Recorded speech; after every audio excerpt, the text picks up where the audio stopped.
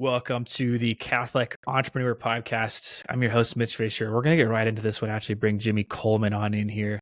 Jimmy, how are you? Hey, man. Nice to meet you. Good to meet you. Thanks for joining. Why don't you go ahead and just start by telling us who you are and what you do? Great. Yeah, happy to. So my name is Jimmy Coleman. I am married to Morgan, and we have three babies, 3 and under. So Cassius, Lucius, Gemma. And I don't know, I think most people know me for different things. So Leadballer is my marketing company that I built for about 5 years, 7-figure agency, about 35 people inside of it. And then over this past summer, really significantly downsized it. You could even say dropped it. As it remains today, it's more of we're just consulting a few companies here and there. I got one assistant now, and we gave away most of our clients. So my number one priority nowadays is being Chief Growth Officer of Arimathea, which is a company that exists to defund evil and basically help good Catholic people stop investing in companies that are doing some naughty things that go against Catholic values. Very cool. So Leadballer was kind of your first business. Is that right? Tell me what you did there. Yeah, we were a lead generation company. So traditionally, salespeople are really bad at, they love talking to people, closing deals and stuff, and call themselves closers, but usually not very good at getting the meetings to close these people. And that's all I'm really wired to do. It's kind of weird. Like I'm actually maybe okay at sales, but the thing I get most excited about is getting someone to say yes and getting that meeting on the calendar, like filling up the pipeline. I just enjoy the most. And then the excitement kind of dies starting from that point, moving forward in the process, especially once the deal is closed. Really don't enjoy the fulfillment side of it, just as a piece of self-awareness. So, Leadballer started from me consulting companies on how to build their pipelines, specifically with enterprise level opportunities. And then instead of training other companies, what I started to do is just train a team of people internally on how to do that. And then they would go and do that for our clients. And that was, there's a book that was really helpful for me called, I'm blanking. Built to Sell. That was the name of the book. Yeah. And helps you build a company with the end in mind and making it easy for you to potentially exit one day, or at least not be the bottleneck. It's also a great book if you want to be able to just have a good lifestyle while running a business and not have every person needing to have you answer a question in order for the job to get done. Anyways, yeah, built that company for about 5 years for the most part, and just generating meetings for people at the end of the day. Yeah. Very cool. How did this happen then for you to transition from doing that to Arimathea? Like, walk me through how that opportunity presented itself, like what that journey's been like. Well, first I had to revert to Catholicism from spending some time away from it. When my son was born, there's a few different things that happen. He's 3.5 years old now. You start to have this sense of responsibility in all the areas that you're supposed to be as a man and as a father. And one of those is being the spiritual leader of the household, and definitely didn't feel quite ready for that. You maybe think about how your parents, you had this perception that they had to answer for everything and all these what if questions or why questions. And I wanted to be able to have good answers for those things partially. And I also, marriage kind of doesn't really begin until you start having babies. Like there's a saying that pressure doesn't create leaks, it exposes them. And when you have a child, all of a sudden there's a lot more pressure. You have someone watching you, and you need to figure out what's the right way to raise this child, and what's the foundation for right and wrong.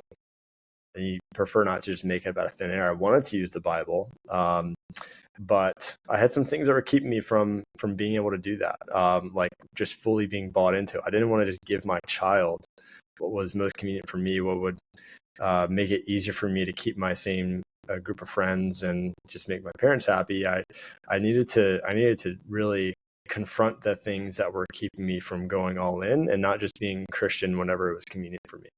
So I had to confront the question of whether God even exists or not, and to do it the right way, I listened to all the smartest atheists debate Christians, and was kind of worried going into that logic would lead me away from God existing, and was pleasantly surprised to find that my conclusion was the exact opposite of that. Like it's kind of the most common sense conclusion to come to. From there did the resurrection really happen? Like, do I really believe that there's a person walking around here that rose from the dead? And then from there, which flavor of Christianity? And from there, really it was the Eucharist that brought me back to Catholicism. At that point, I remember listening to debates about people talk about the Eucharist, and I was like, yeah, good luck Catholics defending that one. Because like, do you guys really believe that like that's Jesus? And part of what made me have this disbelief is being Catholic growing up and just seeing people not actually act as if they're receiving Christ. So but I was overwhelmed with just the amount of consistency in the Bible, just how clear Jesus was about this is my body, this is my blood. And then the early church fathers argument for that. So at that point, I'm really sold on Catholicism. I got all this amped up energy of like, all right, God is real. Catholicism has the correct interpretation of who God is and how to worship him. And I don't want to just I want to make Christ at the center of every part of my life. I don't want to just put him in a box anymore. And I spend most of my time working. So how do I put Christ at the center of my work and not just put him in a box at work? But I also have like 35 people in my company that joined my company while it's more of like a secular company. It's not like a Christian company. And am I about to like bait and switch them and just start painting Jesus all over the walls? Like, how am I going to do that? And just at the right time, actually the chairman of EOS, a guy named David Mann, who would be a great person to interview for this podcast. He introduced me to John Cannon, and John and I spoke. I signed up for the first Sent conference in Houston. And from there, like that was the first time I had ever met like so many real deal Catholics. I remember we had mass as soon as we got there. And I never saw so many people receive the Eucharist on the tongue in one mass before. Like I felt weird for receiving on my hands at the time. And just met so many amazing Catholics that were also not just impressive business people for also being Catholics. Like they were really impressive business people too. One of those people there was a guy named, he wasn't at the conference, but he ended up being my Sent cohort, is Daniel Catone. And, one time in our Sent cohort, Daniel's talking about how he's thinking of starting this company that helps Catholics not fund companies, or at least have proxy voting against companies that are doing bad policies, such as funding abortion or pornography or slave labor, all these things that go against Catholic teaching, and help move money away from the enemy, essentially, or help change culture. Like people say oftentimes that if you think something looks like, why is something the way that it is? When you see like commercials of big corporations pushing these weird agendas, why are they doing that? Like what seems to be the incentive for that? At the end of the day, it makes them more investable. They print money when they do these things. And so by making Catholic values more profitable, you can influence culture. And certainly it's the case that if there's a war going on between good and evil, the evil has a branch of their military being money, right? Led by Mammon. And we need something to counterattack that. And that's how serious we take what we're doing. Arimathea is like we're the counterattack to evil's success over money. So yeah, that's essentially how it happened. When about a year ago, I started the process of trying to exit Leadballer, and was talking to a couple of different suitors, and was honestly getting very frustrated with that process. And to the point where I was like, you know what, I don't need a cool, sexy exit anymore. I'm okay with just walking away from this, giving my clients to a nice home, and helping my buddy build his company. We had a little bit of debt though that was in the way of that happening. It would have been fixed if one of these other companies would have just bought us, but I would have had to work there.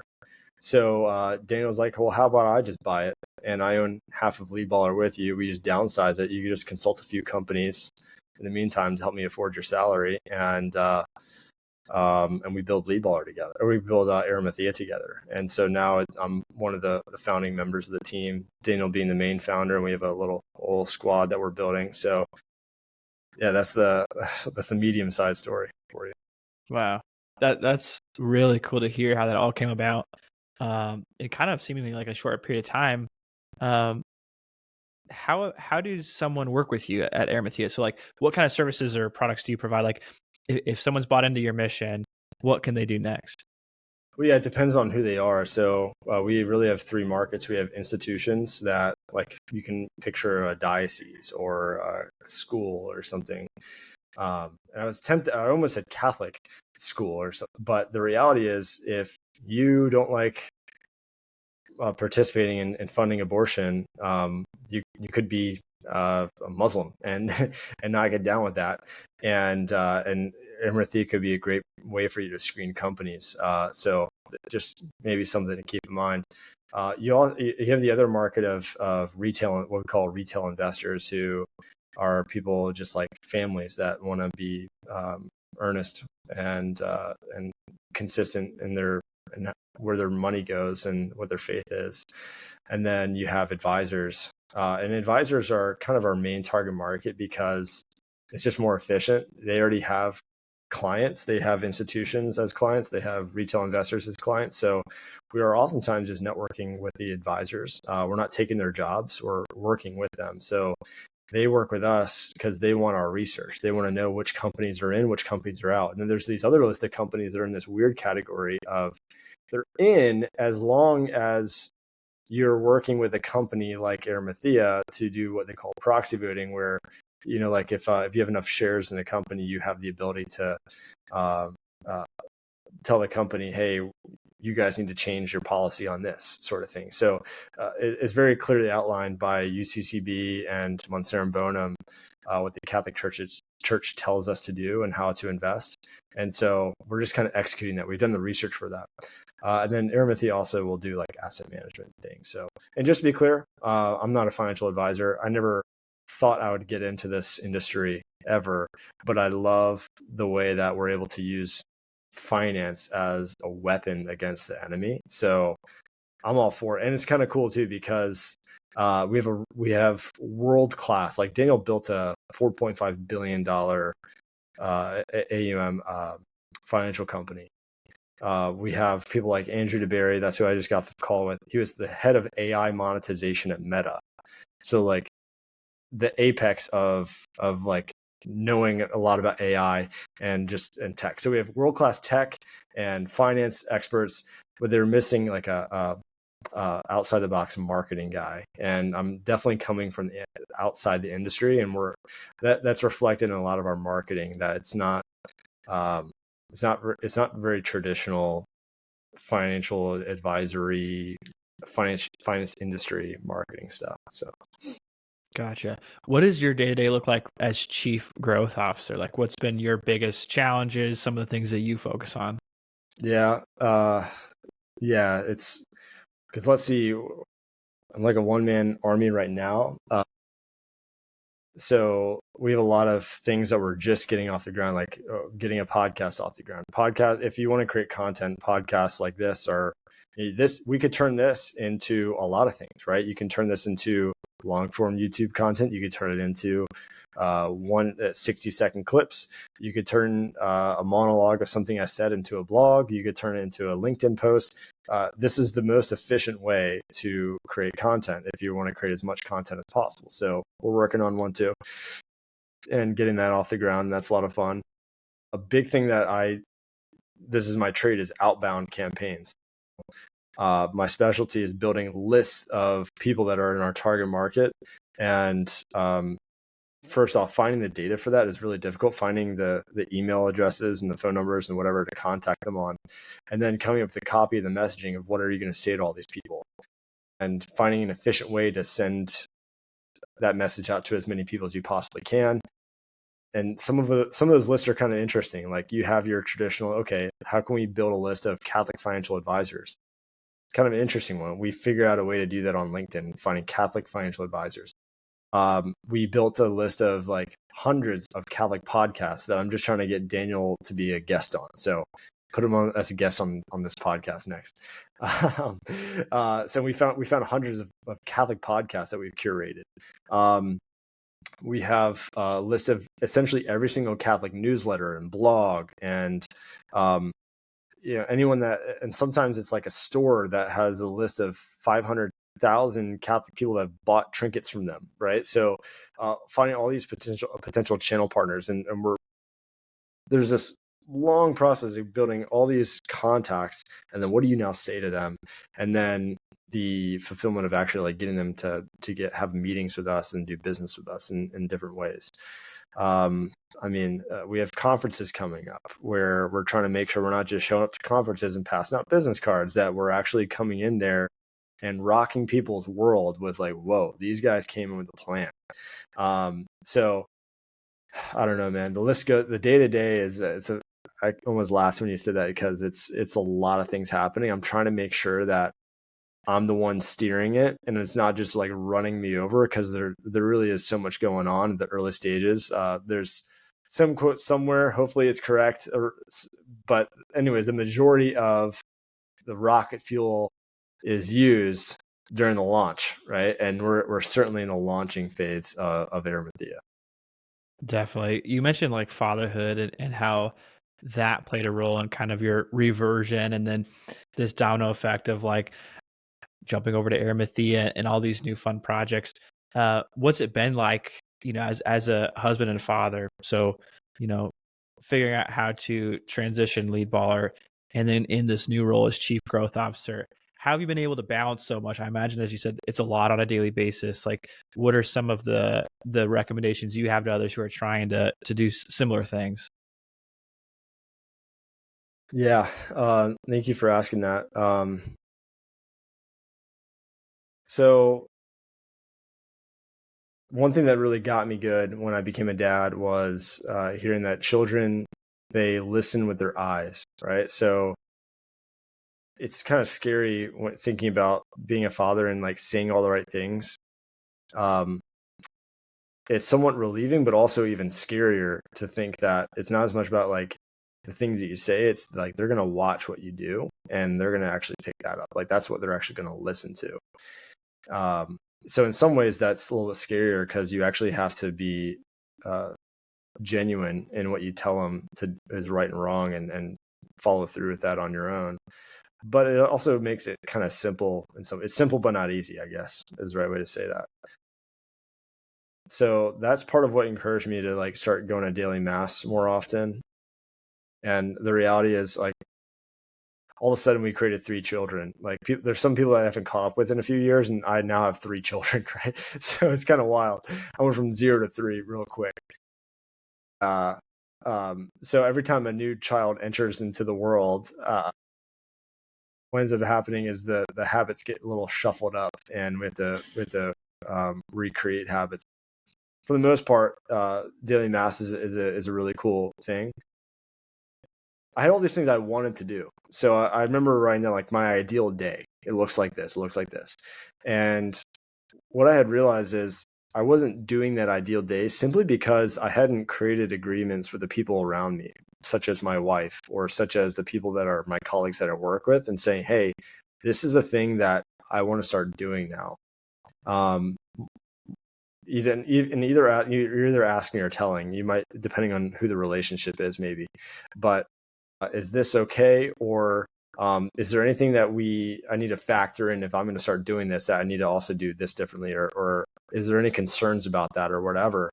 And for the most part, there wasn't any concerns. Okay, so mass, the church 4 minutes from me is at 9 a.m., which means that I'm not starting working at 9 a.m. Or maybe I'm, seeing some stuff ahead of time, responding to some emails, but I'm not working from 9 to 9:30. It's that simple. And what's cool is like people just adjust to that in some cases. Fortunately, this is a podcast for entrepreneurs, so we have a little more freedom to like make those rules. Not everyone has that freedom, and so we got to be grateful for that as well. But that's actually my first piece of advice, is like, that's probably why you partially became an entrepreneur, is to like have life on your own terms and stuff, right? And your salvation is the most important thing. Making sure that people's priorities are reflected in how they spend their money and how they spend their time. If you're an entrepreneur who has, by definition, you're the one that's in control of your time, right? And you say that your faith is your number one priority. How is that reflected in your daily schedule and stuff? One other thought I have related to your question is, when I thought about my son, and now 2 sons and daughter, just kind of internalizing, using my life as a model for theirs. That's part of what got me into running like ultra marathons and stuff like that. So, okay, well, I want them to be fit. I want them to take good care of their body. I'm going to do something crazy. I'm going to run ultra marathons and whatever. That's how seriously I took that. I remember analyzing my life and looking at like, my business is maybe one of the few things that I actually am not super proud of. If they were to be watching me in my work, like, I'm not sure that I would be just as proud of how I feel after running 100 miles and the example that sets for them, as I am in like how I'm doing my day-to-day work. And there are some people that do an amazing job of working in secular businesses and attaching that to God's mission for them. There's people that are janitors that every single day, like, they're honoring God in their work, and like, props to them for figuring that out. I was having a really hard time connecting the dots. It felt meaningless oftentimes. And so I literally prayed for 2 years that God would just like, it seems lame maybe, but I was like, hey, can you like make it even easier than that though for me? And like, I really wanted to use the gifts that God gave me to serve him in a big way. And so Arimathea comes along. Like, I remember when Daniel shared the vision for that, I was like, that's what I meant when I was praying this prayer. Like, I would love to get behind something like that. And I've heard of a few things that are just as big from other people, and I always kept a short list of companies like that inspired me. And so it's one of the most obvious prayers that have ever been answered for me, to be able to be a part of Arimathea and doing this, and to be building with a guy that's been a buddy of mine for a couple of years now. But yeah, hopefully that helps answer your question. Yeah, absolutely. I think another kind of follow-up question that I think you would be good to answer, are there any tools you use, like just thinking very practically, to balance and schedule out your life? Because I like the way you describe, like, here's what I want to do in a day, like whether it's like fitness, going to mass. How do you use any practical tools that you might recommend to like create that schedule and like keep that accountability and things like that? No tools that people haven't heard of before. It's so some of this might be kind of frustrating, because it's like when you're about to hear how to lose 30 pounds and someone says, eat vegetables, and do push-ups and whatever, burn more calories than what you eat.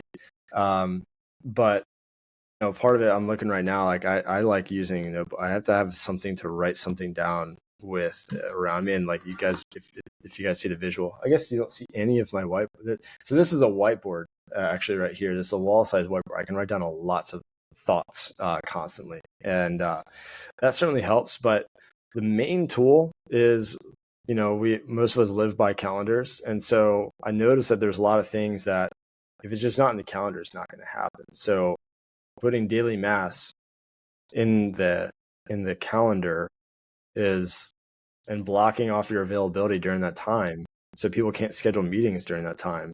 And then even including the buffer right after mass of however long it takes to go to work. In fact, like removing all those excuses, like, oh, well, now you're not doing anything during that time. From now to eternity, because like you've put it as a repeat meeting. Same thing with working out. Same thing with if you need to take a walk in the middle of the day, like around the block, for 15 or 30 minutes, like blocking that off, like putting the weirdest things in your calendar. And maybe you work at a place where everyone sees what that block is for. You can use emojis or just call it block, and people don't, it's no one's business what the block is for.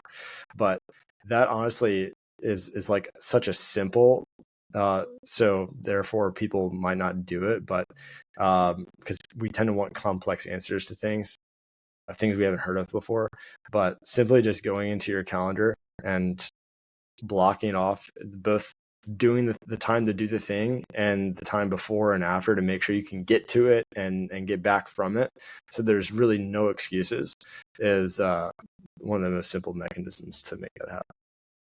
Definitely. I 100% agree. And even though like it is simple, I think sometimes it's good to hear that and just know like that's a simple, good answer though, I think. And I agree. I'm a huge calendar person. So um, very good. Jimmy, where can people find you, keep up with you and Arimathea? Yeah, so LinkedIn is an obvious place people can find me, Jimmy Coleman on LinkedIn. And then Arimathea investing.com. We have a cool website, by the way. I'm very proud of it. So it was a collaboration among us and Sherwood Fellows, ran by Marshallino, that you might know. And we got, I, I I challenge anyone listening to find another financial company that has a cooler website. Like we know that we're talking to Catholics, and we're going to offend everyone else that isn't Catholic that is on our site. Some bold things on there that says like defund abortion and stuff like that. So with Mary beating the devil with a hammer, like we're doing, it's like finance / Catholic / rock and roll. So yeah, Arimathea Investing, Arimatheainvesting.com. I know it's kind of tricky to spell, named after St. Joseph of Arimathea. And then we're going to launch our own podcast here pretty soon. It's going to be one channel with some segments underneath of it. So the main channel is Treasures in Heaven.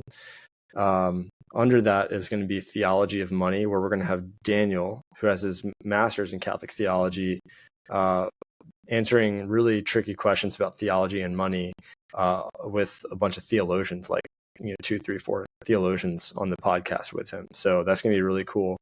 And just today we talked about doing one for theology of AI, because we got Andrew DeBerry, like probably the number one guy on the planet, to talk about both theology and AI. So we'll see about that. But Treasures in Heaven will be the main channel there. Yeah. Awesome. I'll link that below too, and definitely be a listener. Jimmy, thank you so much for joining and taking time. I really appreciate it. It's good to meet you and learn about what you do, and definitely praying for you and your team and just your continued growth. I'm excited for what's in stores. Awesome, man. Thank you. God bless. Bye. God bless.